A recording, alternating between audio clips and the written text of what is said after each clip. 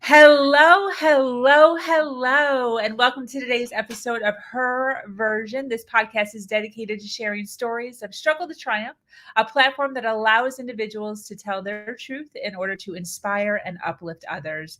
I am your host, Sabrina Victoria. If you are new to this podcast, make sure you follow, like, subscribe, and share. Let's jump right in.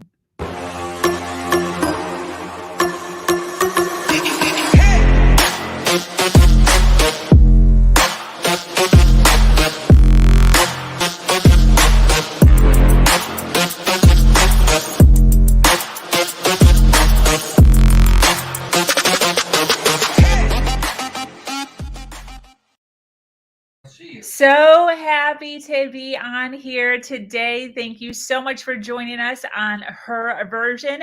Those of you that are watching us live and those of you that are watching us on the replay, always remember that we appreciate you hitting that share button. There are women all over the world who are enduring things and stories like the one I'm about to share today with Miss Michelle give inspiration. They give hope to individuals out there that are dealing with things that they don't necessarily know how to deal with. So the Her Version platform is built on storytelling. Learning from other people's experiences is one of the greatest ways of teaching.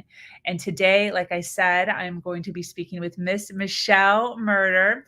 Michelle is here to share a story of codependency, the darkness of narcissism, and how the journey she has endured has made her stronger than she ever thought possible. She is a mother, a sales and relationship coach, and a brilliant woman. Listen in as she explains how narcissism entered her life as a young child and how those circumstances had her destined to experience a whirlwind of destructive relationships as she got older. We are here to shed some light on what abuse looks like in all different types of relationships, and that's the key. What it means to heal and what it means to thrive despite our past. Welcome, Michelle. Thank you. I'm so happy to be here. Yes. How are you today? Doing well, doing well. I love that. I love that.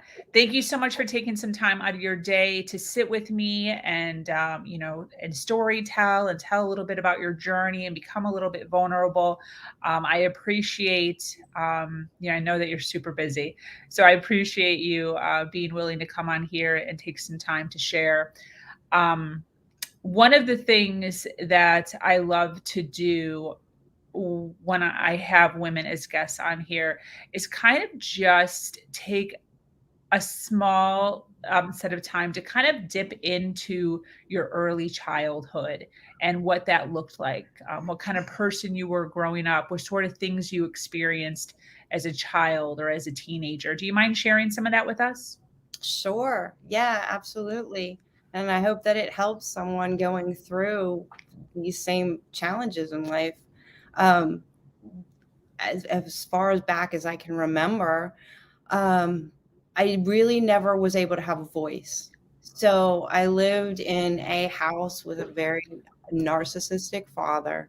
My mother couldn't drive. She never got her license. So she was completely dependent on him. My brother, when he was born, they put oxygen on his face and burned his optical nerves. So he was blind, legally blind from the time he was little.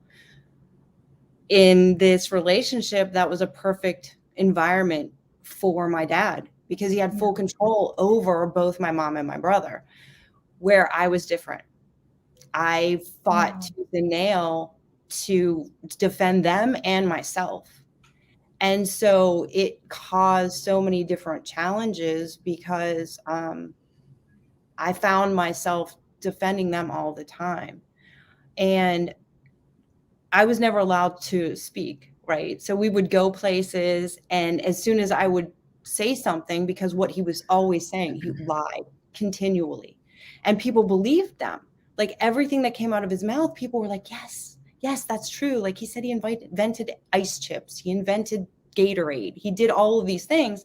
And people were like, oh my gosh, that's amazing. Like your dad is the best. Everybody wanted him to adopt them, right? Because outside of our household, he looked like the most amazing person in the world. Yeah. And it became so like I started running away when I was 12. trying to get out of the environment that I was in because I couldn't stand to see what was happening to my mom and happening to my brother. And I didn't have a very good relationship with my mom because I thought she was weak because she never stood up for herself. He was always right. He had you believe things that you knew weren't true. I mean, he could tell you that the sky was purple and you'd be staring at it knowing that it was blue. And you were like, oh, I'm wrong. It made me lose all concept of what I liked, what I didn't like, how to make decisions. He would give me things and then take them away. And everything was a power trip. So if you didn't do exactly what he said, you lost everything. And then you were isolated, right? With friends, he would forbid me to talk to any of my friends. And what would happen would be if we got close to people, he would do the same thing with my mom. We would move. So if she started to develop friendships in the neighborhood, or me and my brother did, we would move.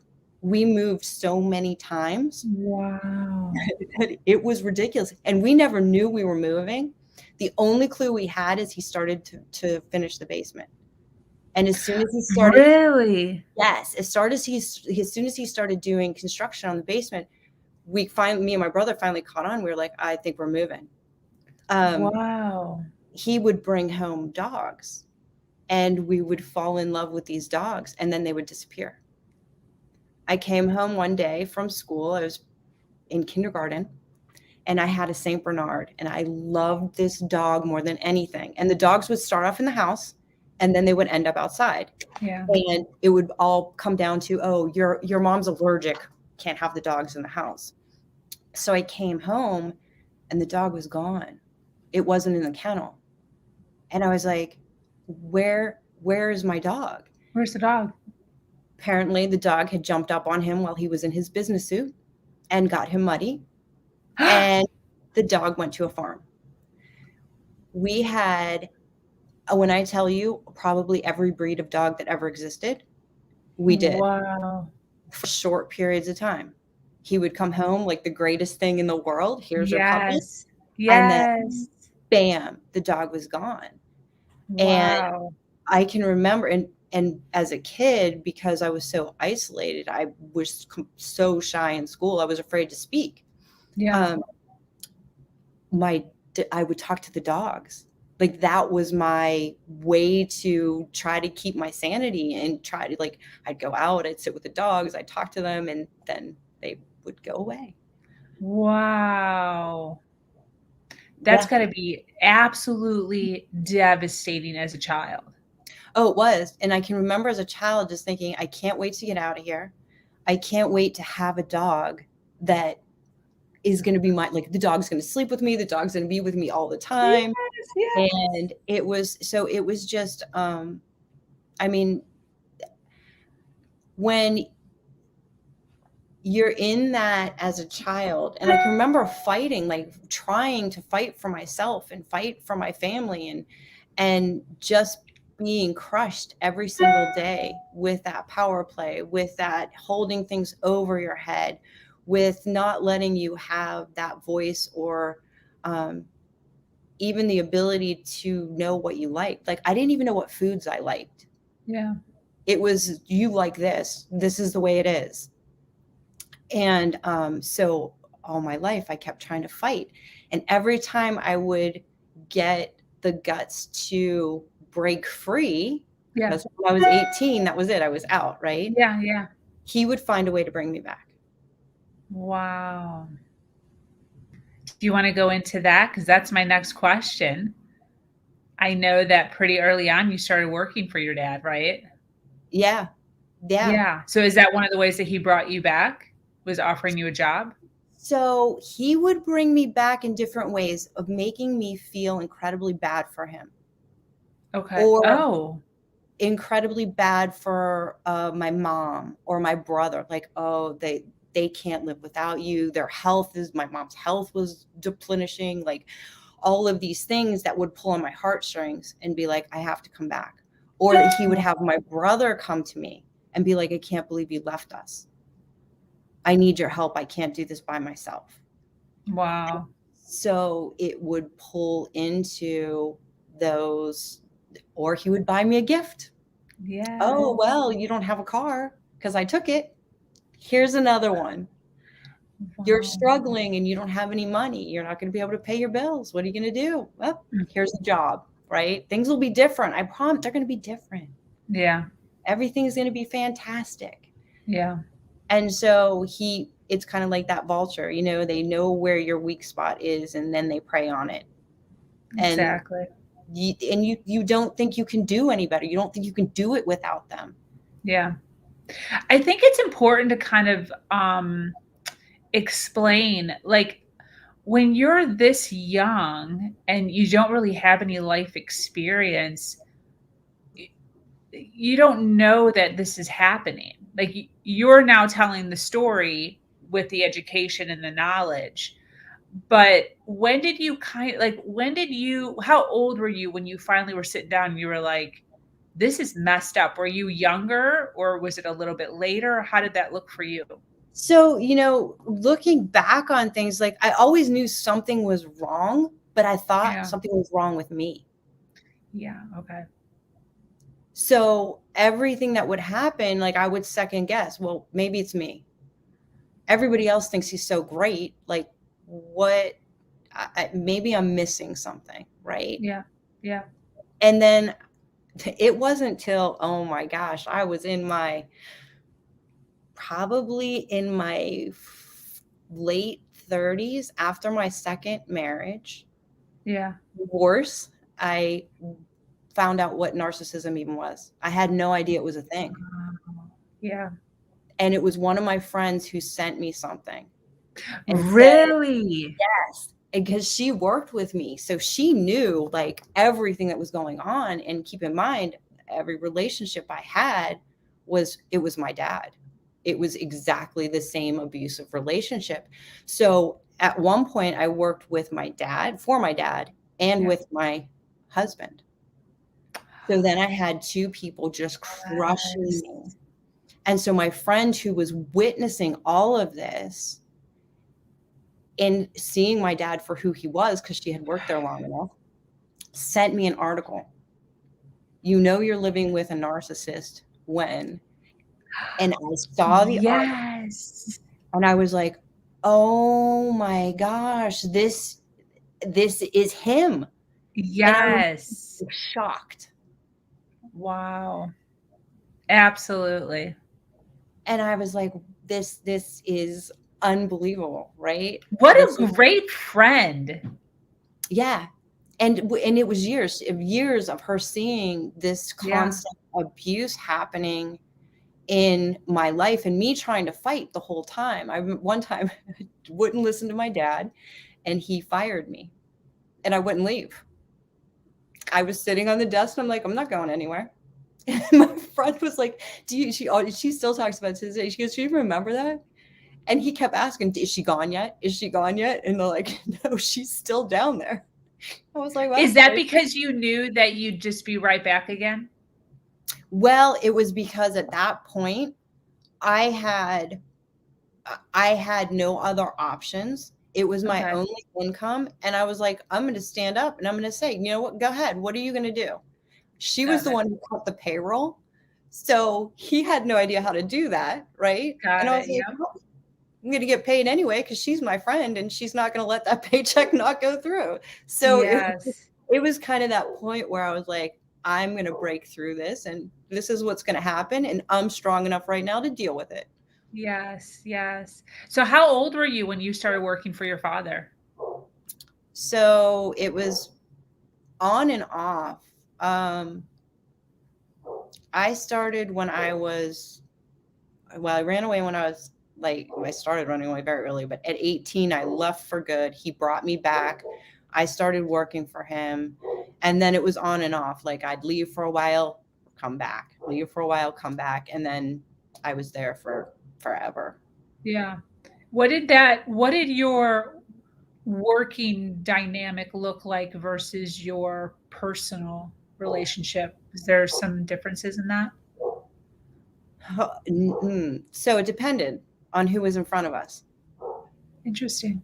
So he, in the work environment, if people would come in, visitors, obviously he was the greatest thing since sliced bread. Yep. But the people who were closest to him in the company, he would do the same things to them as he did to me.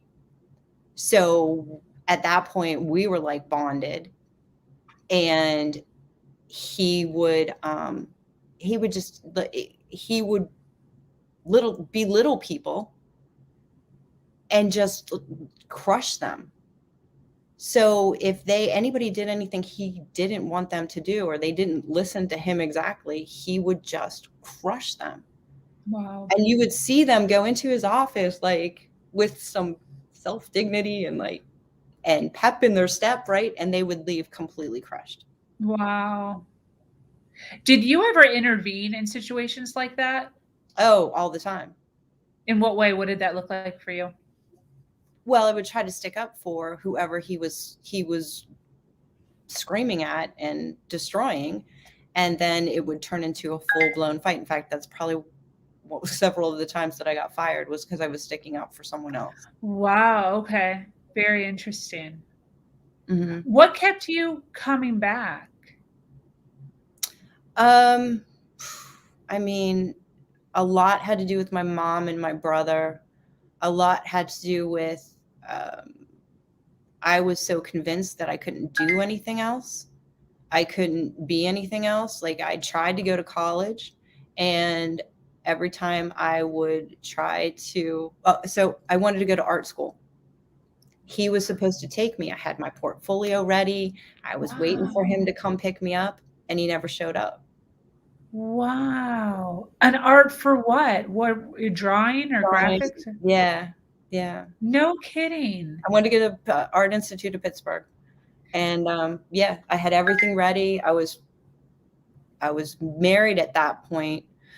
So I had to be in my 20s, early 20s, and it was downtown Pittsburgh. Well, I was like, I don't know where it is. He's like, oh no, I'll take you. This will be great. Yeah. He was like, I went to the Art Institute and I did this and I did that. Yeah, I'm going to take you. Everything will be fine. And then he never showed up. Wow. What kept, this is a difficult question, so I apologize for asking, but what kept you from not just catching a taxi and going yourself? Because at that point, I was so disappointed and so angry at myself, one, for letting him want to take me. I had an appointment. I would have never made it. Got it. So I just, at that point, was like, it's not worth it. I wouldn't have been good enough anyway. It's all meant to be, like, so. Wow. That's so interesting to me. It's interesting how, at that point, at so young, not knowing what's going on, how easily we give our power up. Because I feel as if something similar like that happened today, you would find a way. Oh, absolutely. Because you have the ability to make your own decisions and create your own power. Isn't that interesting? Yeah. Wow. And I think part of it is that, when you're mentally beat up your whole life, you lose the person you are. Yeah. As much as I kept trying to fight, all the head trash would come back and tell me I couldn't do it. Yeah. Right? And so I think that had a lot to do with it. And I thought that was normal. And that's why I ended up in the different relationships that I did, because I thought that was love. That's how somebody showed they loved you. Yeah, definitely. And yeah. You were talking earlier about some of your earlier relationships that you've been in, or just relationships in general. Do you mind talking about, those romantic relationships and what they look like? Oh, wow. Yeah. It's weird. Every relationship any long-term relationship that I was in was just like that. It was abusive. made me feel like I was nothing. I wasn't good enough. That was all I could get. You know, like they were the best. No one else could put up with me, of course. Yes. And so it's interesting to me that at the time, like I had nice people that would want to take me out. And for whatever reason, I shied away from it. I was like, no, like they want something. They're being nice to me because they want something, right? Yeah. And I would end up in these horrific relationships. And so luckily the first marriage, I didn't have children, but the second marriage I did. And, you know, there were all kinds of red flags at first. And when you look back, you can go, yeah, I don't know how I missed that one. But once you get into it and then you have kids, all of a sudden, now you're not only saying, oh, I can't do this by myself. My kids need a father. Yeah. It's better for them to have a dad than not have a dad, even if this is their dad. Yeah. And you can talk yourself into anything, when in all reality, it was better to, obviously, for them to not be in that situation that they were in. And what was even harder was that him and my dad were like Batman and Robin. They actually called themselves Batman and Robin. So several times that I tried to get out of the relationship, my dad would bring him back. Wow. Crazy. How many children? 2. 2 children. And then how did you wind up getting out? Like eventually, how did you escape? So the breaking point for me was when we went to my grandmother's funeral and the kids were with us. And he was in a hurry to leave because he was always in a hurry. We could never stay anywhere very long.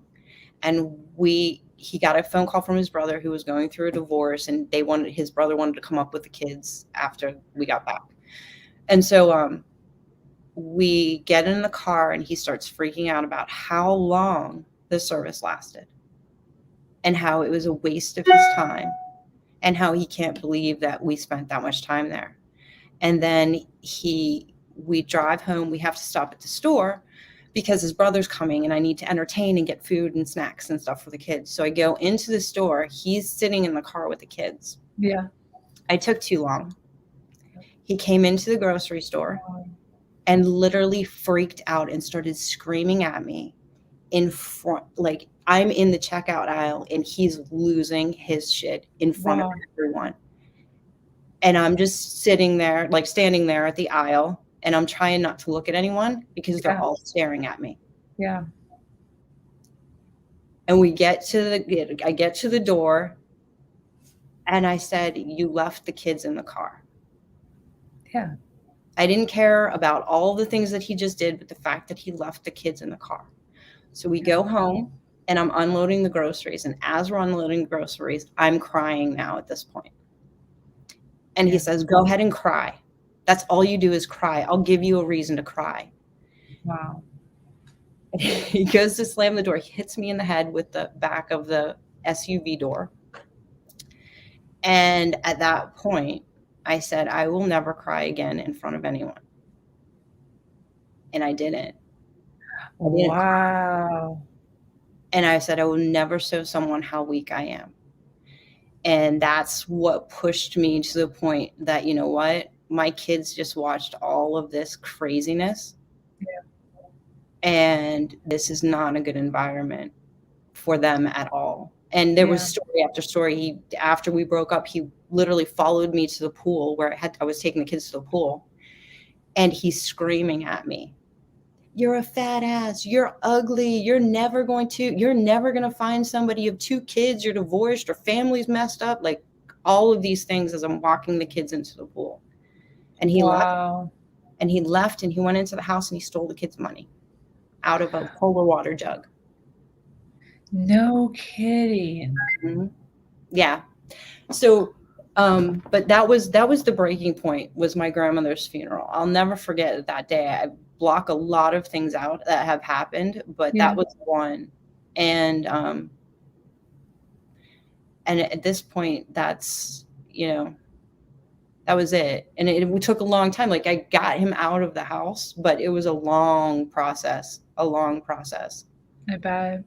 Do you mind sharing a little bit about that? Because one of the big, and you mentioned it, one of the biggest issues is it better to leave, or is it better for your children to like have a father, their father in the home? So can you kind of just share like what's the dynamic now? Can you see a huge difference in, the dynamic of your relationship with your children versus, when you were in and when you're out now? Yeah, absolutely. But I can also see the damage that was done. Wow. So, I think they were 5 and 7, 4 and 6 when he finally left. Yeah. And he actually ended up committing suicide about a year after our divorce, not even. Wow. So the kids were like 5 and 7 when he ended up killing himself. And that's a whole nother topic to go into, because then I felt guilty. Wow. But, when you look at, when you're in that environment, you're afraid of the unknown. You're afraid of, what does that look like? You're so mentally beat up that you don't think you're worth anything. You Yeah. don't think you can find anybody. You think you're going to have to do everything on your own. And how are you going to do it? What does that look like? And you feel as terrified as you are, you know what to expect. Exactly.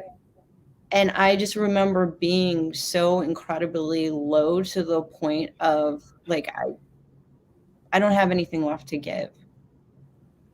But I had to look at my 2 kids and say, they don't deserve to be in this environment. I don't want them to grow up thinking that this is normal, thinking that this is the way that people should treat other people.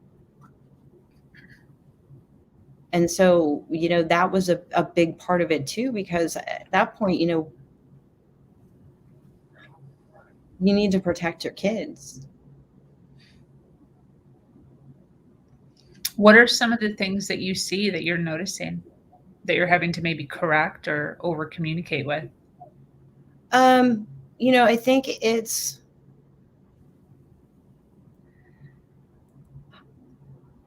I think they blocked a lot of it out. You block out a lot of things. But even now, they're 18 and 20. Even now, they'll mention things that happened that they'll be like, did that happen? Like, the other day, my son said, hey, do you remember when that cop came down the driveway and gave Dad a ticket? Did he end up giving him the ticket? Well, one of the things, he literally tried to lose a cop and came home and drove into the driveway. The cop came to the door and he was in the bedroom. So there were things that are starting to, there are things that are starting to come up that I think the kids had put aside or not remembered. And like now they're like starting to remember things. But, Matt doesn't have a relationship yet, my youngest. And I think one of the things he talks about is not having kids. So in my oldest, same thing. They don't want to have kids. I kind of think that might have something to do with their childhood, right? Like, I don't know. There's just, it makes you think about all the different things that happen, what they've been through. I don't know. Yeah, definitely. Do you think that your childhood has had quite a bit of impact on your relationships? Oh, absolutely. Absolutely. It had all the impact in the world on who I chose, what I was in, and even how I raised my kids. So I went the complete opposite, right? I didn't want to be anything like my dad.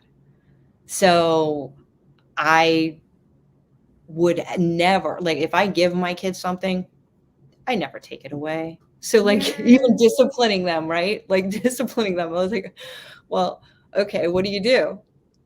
Yeah. I'm not going to take anything away from them. So they'd be like, take away their video games. No, I can't do that. Maybe I could keep them from playing them for a day, but I'm not taking their machine, right? If it's a gift, Yeah. you're good. You don't owe me anything for that gift. And that's even in my relationships, like overcompensating, giving. I give and give and give and expect Wow. nothing in return. I don't want anything in return. I just want to help people. So I didn't have rules. Like the only rule I had is don't lie to me. If you tell me the truth, I will always back you 100% and 10%. Whether you're wrong or right, just tell me the truth. I have a huge problem with when people lie because he was a compulsive liar. Yeah. And so that is one thing that I could never stand for, is lying. And my kids tell me everything. So I'm so grateful. And we have a really good relationship based on, I'll never lie to you. Yes. Lie to me. And so, in a way it was good. In a way it was bad because I did everything for them. Yeah. Because I wanted to be the mom, the dad, the friend, the everything. Yes. So I kind of overcompensated and said, I'll just do everything for you. And that's not good either. So I found a way to draw that line and help them to be independent and do the things they need to do themselves. And that was hard because I was that, no, can't use the oven. No, wait, I'll do it. They could have been like 15. I'm like, no, I don't want you to get burnt. I'll do it. Ah, that's interesting. Wow. And then how old are your kids now? 18 and 20. 18 and 20. Still alive, still kicking? Yeah. And they're doing good. They're doing good. Fantastic. They're doing well. good. I love that. So you've obviously done a ton of work on yourself, mental, emotional health. You've done a ton of personal growth. You are where you are now, in your career and all that, which we're going to get into because of a lot of that. But there was obviously a point in your life where you decided enough was enough and you had to start making some changes. What did that kind of look like for you as far as actually a definitive time where you were like, I have to freaking figure myself out because this is crazy? And that whole starting over thing, how did that look for you? I had to start over so many times, but it literally start over from nothing. And so one of the crazy things is that everything happens for a reason. And whether you're spiritual, not spiritual, I believe in God. God has a plan. Mm-hmm. And what happened was crazy to me. So I had lost my job. That's a whole nother story. Something horrific happened, and that was what cut all the ties off to my dad. And I didn't talk to him for years. And in the meantime, I had no money. I hadn't gotten paid for over a year. People I worked with lost their jobs. So I started a company about 6 years ago from nothing, literally, like credit cards. My boyfriend helped me a little. We had to move. We sold everything we owned. I was like, kids, listen, if we're not using it, we're selling it. And so we had this auction guy come in. He took like 6 truckloads of things out, sold everything. And it was like a joke forever because people would be like, oh, Michelle, do you have that thing? And I'd be like, oh, no, auction guy. Like, you don't realize. Yeah, you don't realize what you need until it's gone. And so in that process of what happened to me, I ended up getting involved in direct sales by accident, right? And that's where I got introduced to personal development. I had no idea what personal development was. When I first got into it, I was like, what even is this? Like, I don't need any development. I've come so far, right? Yes. But I found out, wow, I need a lot of help. Yes. Oh, that's great. So I was a hot mess. And that's what led me into all of a sudden, like, realizing. And then my upline, my person, right, was amazing. She was fantastic in pouring into us personal development. And she believed in me and she pulled things out of me that I didn't even know existed. Yes. Wow. That's what started my journey to start to change my life, get rid of that head trash, and start to believe in myself again. Yeah. That's so great. Wow. What do you think are the biggest changes you've had in yourself over the last 20 years? What do you see as being the biggest changes? Self-doubt, that head trash, right? Getting rid of those thoughts that I'm not good enough, that I didn't deserve it, that something was wrong with me. Um, I was always a fighter, so no matter what came up, I always tried to fight. My head would talk me out of it sometimes, but I would keep fighting, right? I didn't know what I was doing at the time. I didn't know how I was going to do it. But in this process, I realized how strong I am, how I can help others Yep. to get rid of all that head trash, right? That's what it is. All of those things that people told you growing up. And it could be something as simple as, oh, they're shy, right? It sticks in your head, whatever Yep. that looks like for you, whether it was really bad or whether it was something that stuck in your head that somebody said to you once. It plays like a recording all the time. And losing that and being able to empower people, empower my kids, and be the best version of myself every single day to be better than I was yesterday.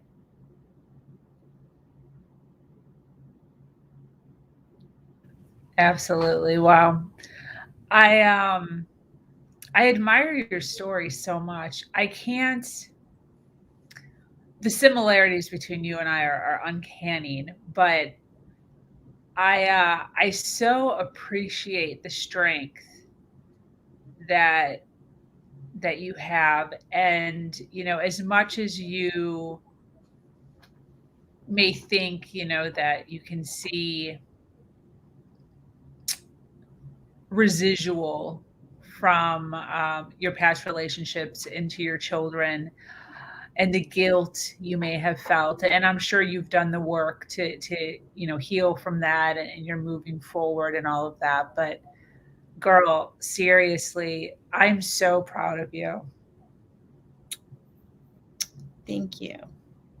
Thank you.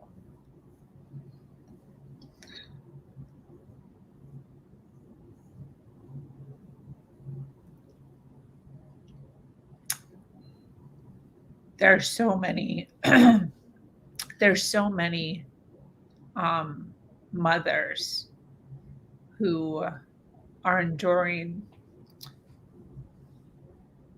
this very similar story as you right now, you know?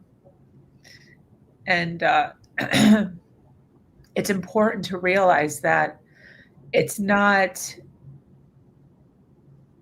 it's easy to say that it takes strength to move, and they may view themselves as weak, so they can't leave or they can't move because they're too weak, or their finances aren't where they're supposed to be, or they're scared. What did you grasp onto at that point? Like, at that point, what was it? What did you think? What could you say to give hope to women who are sitting right now, listening right now live, or on the replay, who are thinking to themselves, I'm not that strong, I'm so weak? Because we were there at a point with those same exact thoughts. What propelled you to finally, we heard your story of the funeral, But what were the steps? What did you do? How did you build that strength? Where did that come from? I had to do better for my kids. I grew up in that environment my whole life, and I saw what was happening to them, and they were losing me. They were losing the mom that they could have, Yeah. right? I was Yeah. stronger than that. I was better than that. And that is what pushed me, is that I didn't want that life for my kids. I went through that cycle because of how I grew up. I didn't want them to go through that.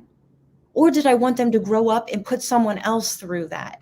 Because I didn't know which way they could go, right? It could go either way. Yeah. But them being in that environment was destroying their lives.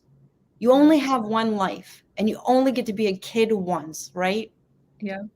And I wanted them to have the best freaking childhood that they could ever have. And in the environment we were in, they were growing up way too fast and seeing things that they should have never seen. Yeah. That's what my fight was for, not only myself, but for my kids. You know, I could have tried to talk myself into, oh, they need a father and their life is much, but they can't be without a father. Well, you know what? If that's what they were getting, they didn't deserve that. Yeah. And you could see it progressively get worse every single day. The main focus was on me. But then as they got older and they got voices, the main focus was on them. No. It just gave me the chills. So, Yeah. you know, you are stronger than you think, and you can do Mhm. anything you put your mind to. You can figure it out. Yeah. But you can't try to make up for all the time that was lost and all the destruction that was done. That takes time. That takes even more strength than having the strength to break free and fight for your kids and fight for your life. Exactly. Everybody deserves more. And that was one of the hardest struggles, was actually admitting to myself that I deserved it. I deserve to have a good life. My kids deserve to have a good life. You deserve to have somebody who's going to treat you the way you were meant to be treated, not the way you were thought you should be treated. Exactly. Exactly. Can you kind of dip into a little bit? You kind of touched on it for 1 second there. You said your children could go one way or another. And I have what I think that means. But can you explain what you mean by that?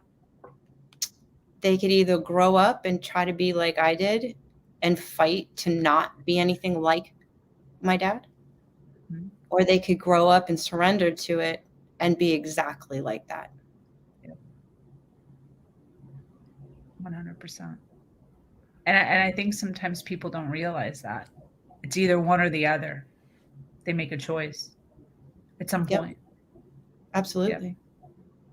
Yeah. And that's the sort of environment that creates the empath versus the narcissist. Absolutely. So 100%. I agree with you. What's your goal in sharing your story? Why do you speak out, and what do you think people can learn from it? I want to help people to not have to go through what I did for as long as I went through it. Everybody deserves to have a voice.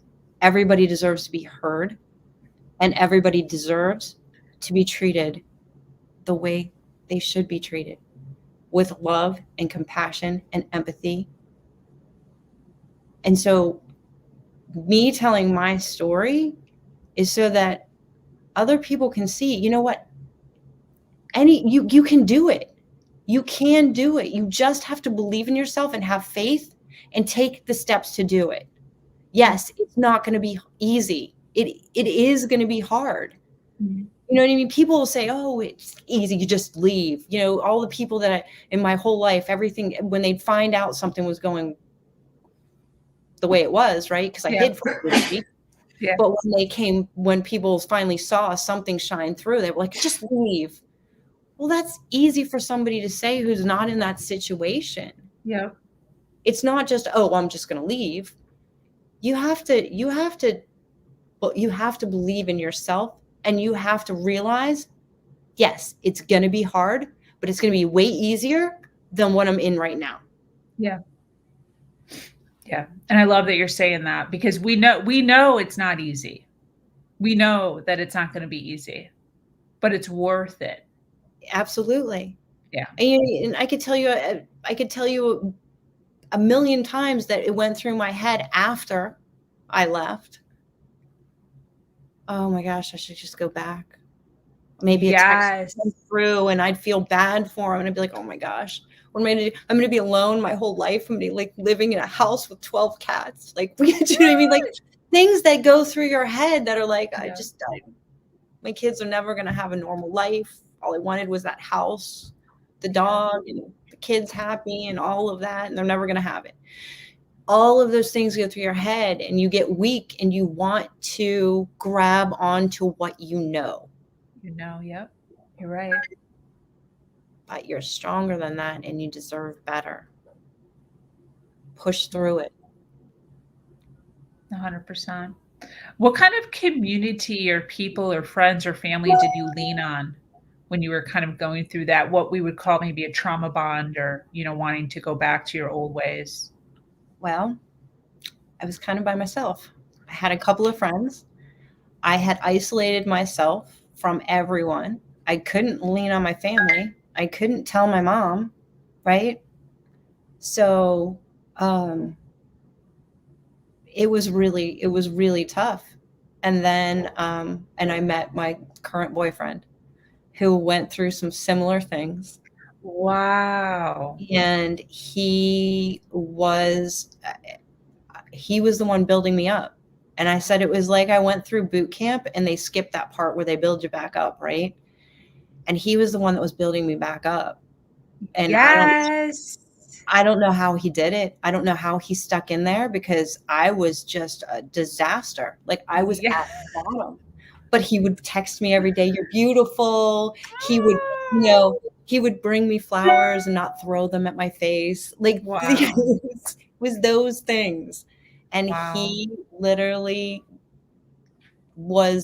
he was everything. I don't know that I would have been able to get through it without him, because he was what built me back up. Wow. Fantastic. Congratulations on that one. Not Thanks. everybody falls into something like that right away. This is true. Yeah. It's awesome.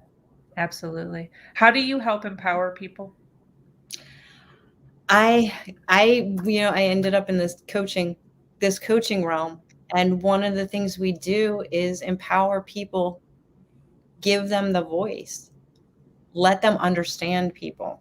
My whole life makes sense. I understand why the relationships were the way they were. I understand why he showed up the way he did. So I give people the ability to empower themselves by understanding people, increasing emotional intelligence for people, because that's the emotional intelligence piece is huge.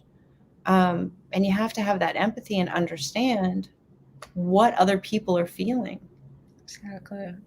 Can you tell people what you do, who you are, what you do? I am a certified BANK, BANK coach and trainer, and BANK it's a reverse engineered personality science.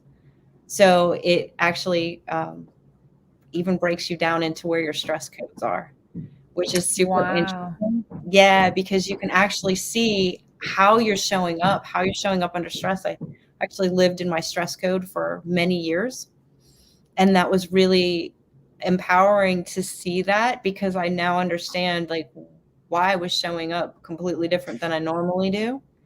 And I also, one of the biggest things that was a breakthrough for me is that I found out I wasn't broken. It's just my operating system and how I was wired. And it Yeah. brought me and my oldest together. We had a real disconnect and we could not get along. And I was literally stressing them out every day, just being that spontaneous, fun mom that I thought they needed. And that wasn't what they needed at all. Wow. Wow, that's interesting, actually. Yeah.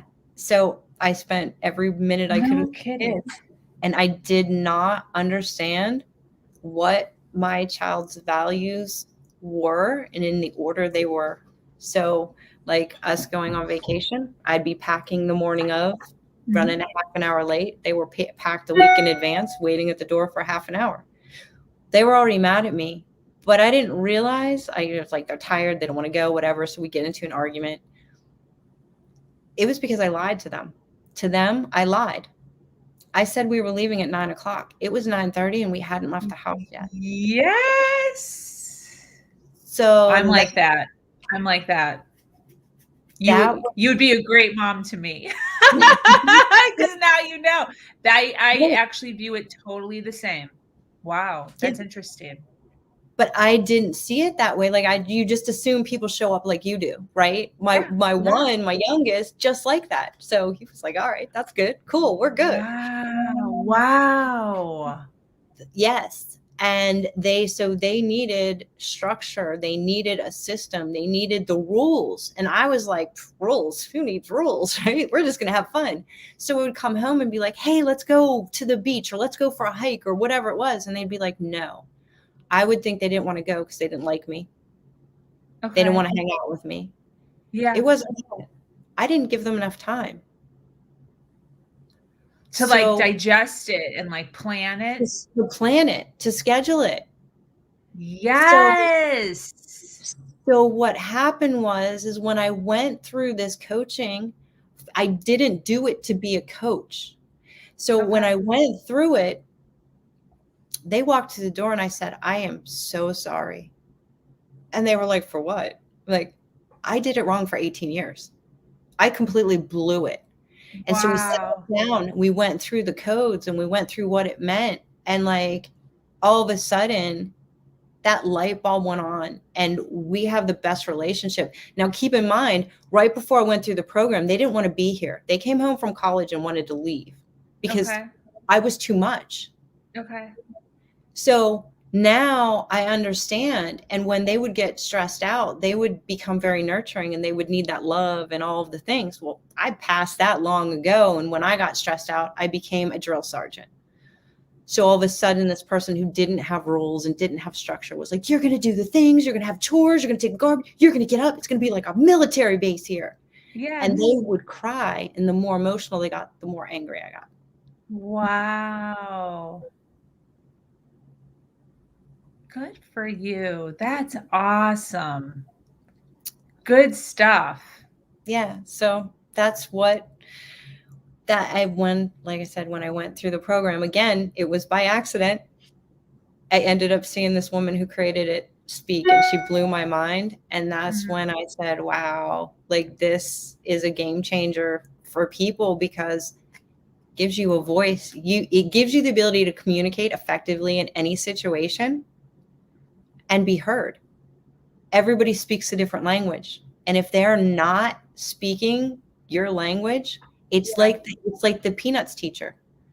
It's all yes. That's what it sounds like. Wow. Just by the different words you use and how you show up. Very cool. Very, very cool. How do you show up for your world now? I show up in my world with confidence, with love, non-judging, and want to help others succeed. I want to help others have that voice. I want to help others to know that they are enough just the way they are. And I just want to make this world a better place and get people to actually understand, hey, this is how I can help the world, right? This is how I can help myself and get and make the world a better place by understanding how people are showing up and how to talk to them. Can learn something from the people that are around you You just have to give them a chance. Yeah, definitely. I agree with you. Well, listen, this has been fantastic. I so appreciate you taking some time out of your day to sit down with me. Your story is absolutely amazing. I'm really proud of you and how far you've come, and I'm so glad that you found your way to that sales company that led you to this, to everything that you are and everything that you're doing in the community as far as empowering people, men and women. I assume men and women. Yes. Yes. That's awesome. That's awesome. Very, very cool. I want to ask you before we kind of close up here, the people that are listening right now live, and to anyone who is listening on the replay, who is listening, who is feeling inspired, who is, got another little nugget of strength and of power out of your story. What would you say to a woman right now who has had a narcissistic parent? What would you give? What kind of advice would you give someone who has just a complete lack of boundaries because of that narcissistic parent? They're realizing it. They're kind of coming to the realization of, where should they start? What should they do? What are the steps they should take as they're kind of opening their eyes to what they've gone through? My advice would be to, one, keep the faith, believe in yourself, and start listening to positive audiobooks, personal development books, things that are going to shift your mindset to not enough, to all of those things you've heard all your life and what you're hearing constantly on a day-to-day basis. You have to break out of that and shift into a place where you're putting positive things into your mind, because you want to build up your strength to not only get out of that relationship, but stay out of it and not get into another one that's just like that. So you need to build up yourself, build up your mind, listen to those positive things instead of the negative. If you have people who are complaining, right, in your life, try not to spend so much time with that, because it's bringing you down. Shift your energy level up. Yes, 100%, 100%. As far as just a relating question I thought of while you were speaking, as far as dealing with parents, it can be the term that we use in the world of narcissism is to gray rock or to go no contact. Considering you've been through this, what's your advice on that? Like, how do you go no contact with your parent, or how do you gray rock with your parent? What did that kind of look like for you? There was so much destruction that had been done,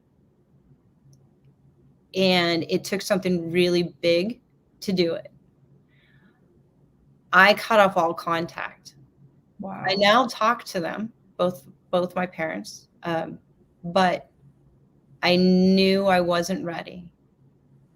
So knowing that you're strong enough to deal with whatever they throw at you is, I think, key.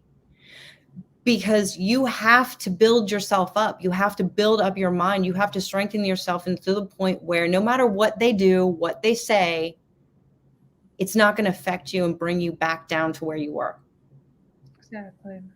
So every time someone would say, you know what, you should talk to your parents. They're your parents. How can you do this? I say, I'm not ready yet. I'll know when I'm ready, but it's not now. Wow. Good for you. And I love that you're giving people the power to be able to do that. People don't know that they can do that. That's something you can do. You did that. You have to take control of what you can control. Absolutely. Absolutely. Sometimes people think that there's obligations there, and there's only an obligation to you, to yourself.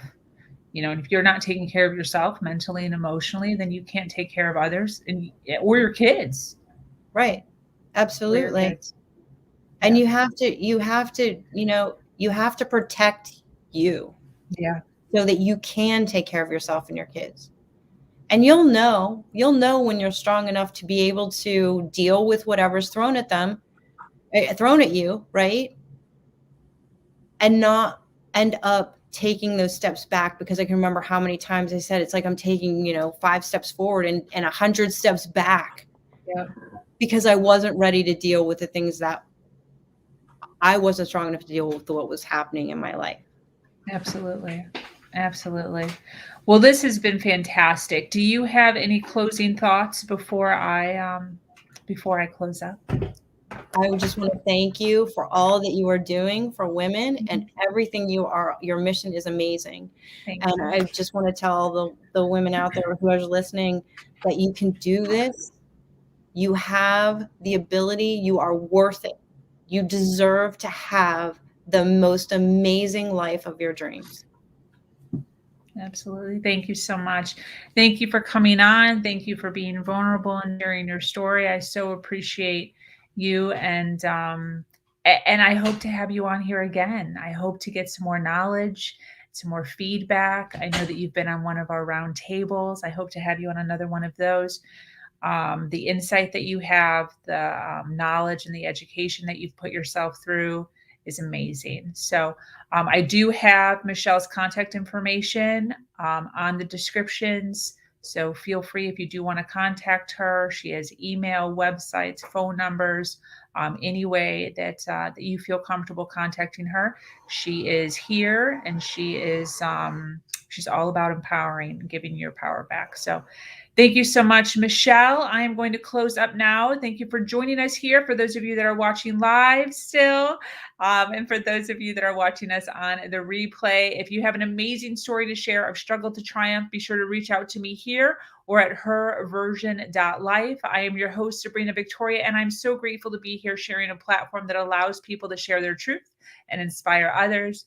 Do something awesome today. Much love.